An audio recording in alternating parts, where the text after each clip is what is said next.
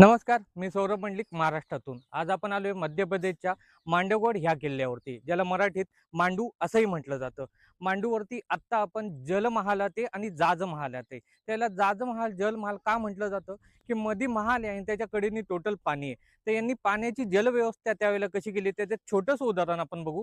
माझ्या मागे तुम्हाला इथे एक तलाव दिसतोय. या तलावाला एक विहीर होतं. म्हणजे ज्याला आपण रहाट पण म्हणतो किंवा मोठ म्हणतो. त्या मोठेतून पाणी ह्या तलावातून वरती काढलं जायचं आणि ह्या पिलरमधून ती पाईपलाईन पूर्ण पुढे जात होती. पुढे तुम्हाला एक संगमरवरी दरवाजा दिसतो. त्या दरवाजाच्या पिलरमध्ये त्याचे मोकळे पाईप आहे. त्या पाईपातून ते पाणी पुढे आणलं जातं आणि नंतर कारंज्याने ते उडवलं जातं. ह्या संगमरवरी पिलरमध्ये ते पाईप आहे. ज्या पाईपांनी ते पाणी येणारं वरतून इथं खाली उतरवलं जातं आणि आपल्याला पुढे एक चेंबर दिसतोय. हा चेंबर, ह्या चेंबरमध्ये त्या पाण्याची पॉवर किंवा ताकद कमी जास्ती केली जाते ऍडजस्टमेंट. आणि त्यानंतर इथं जे आपल्या कारंजी दिसते ह्या कारंज्याला ते 4 ते 6 फूट उंच उडवलं जातं. तर त्यावेळेची ही जलव्यवस्था आहे. हा किल्ला मांडूचा किल्ला आहे.